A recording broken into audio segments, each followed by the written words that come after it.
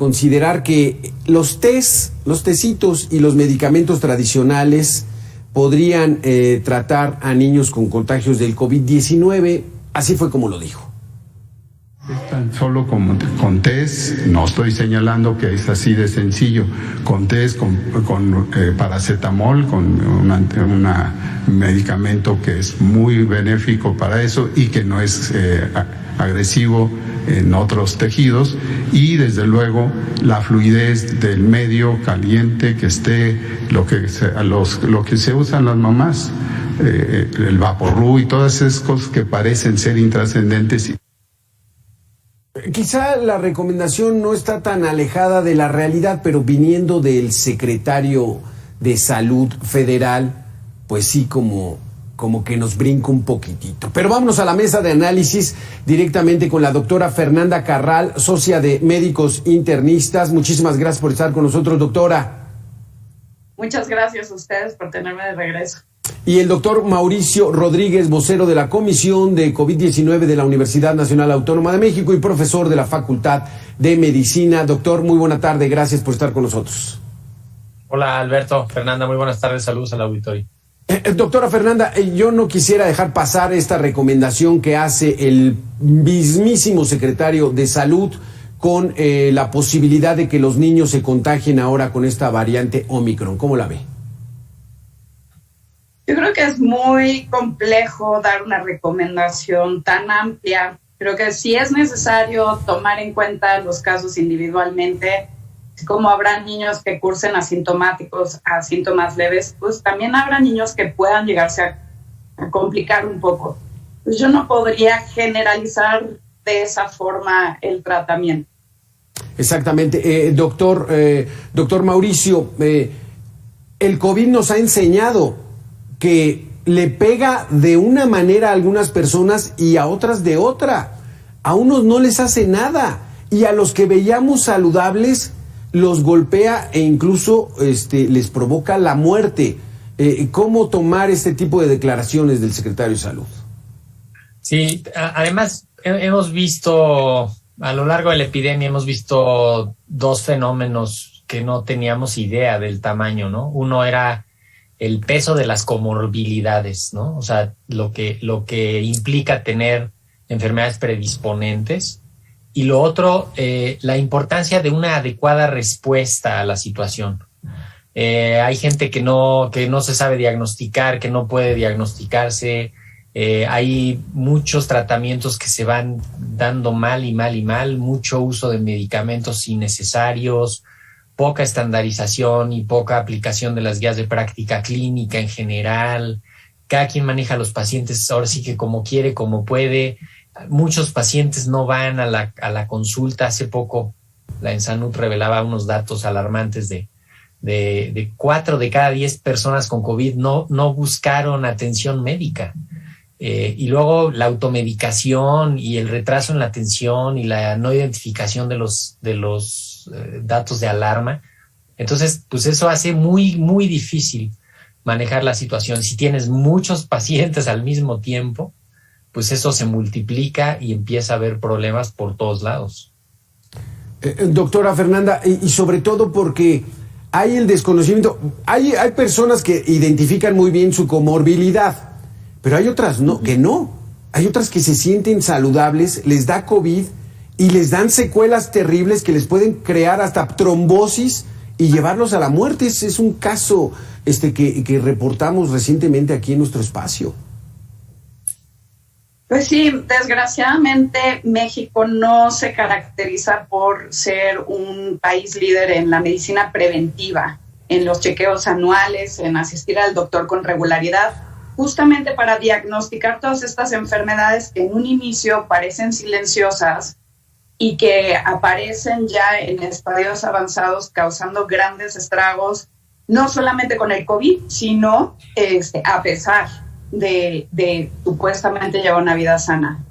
Entonces creo que es una ventana de oportunidad que tenemos con esta pandemia. La gran enseñanza es tener esta atención preventiva, claro, más que curativa. Aquí, doctor Mauricio, ese caso que reportábamos era un joven saludable, sin vicios exagerados, digamos, era gente normal. Le dio COVID y pasó el tiempo y le dio trombosis y le costó la vida. Entonces, sí, hay ocasiones en las que, pues, ni siquiera con el chequeo, ¿no? O sea, a lo que voy es, hay que tenerle mucho respeto a este virus. Y evitar contagios, ¿no? Creo que hay una parte de minimizar el asunto diciendo, no, es que ahora esta Omicron da enfermedad más leve, pero la realidad es que hay un asunto con las secuelas y las consecuencias de haber tenido COVID, que todavía no tenemos idea de la magnitud de ese problema, ¿no? Muchos estudios han revelado secuelas hasta 6, 8 meses después, y en todos los órganos prácticamente, en todas las partes del cuerpo, desde el tejido cerebral hasta dentro de los huesos, y estamos preparados, o sea, más bien no nos estamos preparando para lidiar con eso en los siguientes meses y años. Va a haber una carga de enfermedad brutal por las secuelas de COVID. Por eso hay que evitar que nos contagiemos y hay que avanzar en la vacunación, diagnosticar rápido, responder adecuadamente a los pacientes, y no quitarle el ojo a eso. Sí, doctora Fernanda, porque lo que refiere el doctor Mauricio es de que si nos contagiamos, nos arriesgamos a que nuestro cuerpo sea débil ante los efectos de este virus. Yo creo que sí es importante saber que este virus lo conocemos poco, a pesar de que ya hayan pasado todos estos meses. Seguimos sin conocer las secuelas que puede ocasionar a largo plazo. Estamos viendo ya las de corto, mediano plazo, pero a largo plazo todavía no sabemos. Entonces sí es importante seguir teniéndole respeto. No sabemos realmente, como bien dijo el doctor Mauricio, todavía no sabemos y no vamos a estar muy bien preparados para lidiar con las secuelas que deje este virus. Doctor Mauricio, y en el índice de mortalidad en México, que somos el campeón del mundo, 7.5% de las personas fallecen de los contagiados. Es decir, si hay 20,000 contagios, va a fallecer 1,400 personas. ¿Esto es así? Bueno, eso se ha estado ahí presentando en varias estadísticas.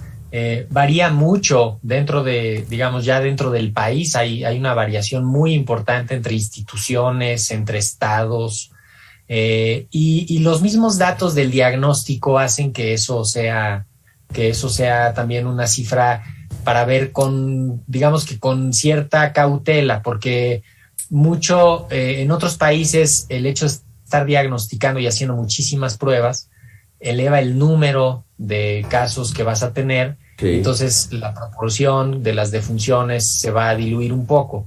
México es un país que hace pocas pruebas desde el inicio, entonces se te van concentrando las defunciones en ese denominador, sí, que no es grande. De cualquier manera, sí, ha sido una tragedia, pues, no hay que darle la vuelta, ¿no? Sí, no hay que tratar de engañar, porque la cifra oficial nos dice que tenemos, en números cerrados, 4 millones de contagiados desde febrero del 2020 y que han fallecido 300,000 mexicanos. Esto es el 7.5%, doctora Fernanda, y es una cifra dramática, trágica en nuestro país. Desgraciadamente sí, pero como bien explicó el doctor Mauricio, a falta de un registro mayor de contagios, pues sí, la cifra tendería a bajar en porcentaje. No deja de ser una tragedia, sí, efectivamente, y creo que todos hoy en día conocemos y tenemos gente cercana que desgraciadamente ha fallecido con coronavirus. Exactamente. Pues, doctora Fernanda Carral, muchísimas gracias por estar con nosotros. Doctor Mauricio Rodríguez, nos quedamos con una sola situación: tratar de evitar que nos contagiemos. Ese es el principal objetivo que debemos tener todos. No nos contagiemos, hagamos todo lo posible por evitar contagiarnos. ¿Es así? Así es, y contagiar a otros, ¿no? No contagiar a otros. Ahorita es muy importante el que tenga sintomatología, que se aísle, que busque un diagnóstico y que mientras tanto no contagie a otros. Porque la propagación del virus y la variante Omicron se contagia muy fácil. Necesitamos poner mucha atención en eso. Hay brotes hacia adentro de las casas, se contagian todos los que viven en el mismo domicilio. Y ese es un riesgo que lo hemos estado viendo ya de manera repetida. Entonces, ahorita, ante la aparición de cualquier síntoma, no hay que exponer a los demás, hay que completar los esquemas de vacunación y hay que mantener las medidas generales al salir, al estar con otras personas, cubrebocas, ventilación, higiene, sana distancia y lo de siempre, ¿no? Y no hay que propagar el miedo, pero finalmente el miedo es un mecanismo de defensa. Nos permite sobrevivir, doctora. Entonces, pues sí, tantito miedo, hay que tenerle respeto y evitar contagiarnos, ¿no, doctora? Exactamente. Ahorita es clave. Sé que estamos en momentos complicados, todavía falta Reyes para festejar, pero sin embargo tenemos que dejar a un lado el egoísmo de querer participar y si tenemos aunque sea estornudos, aunque sea un poquito de nariz con mocos, quedarse en casa. Mucho mejor. Muchísimas gracias, doctora Fernanda. Doctor Mauricio, muchísimas gracias por haber estado con nosotros. Un gusto, buenas tardes. Buenas tardes.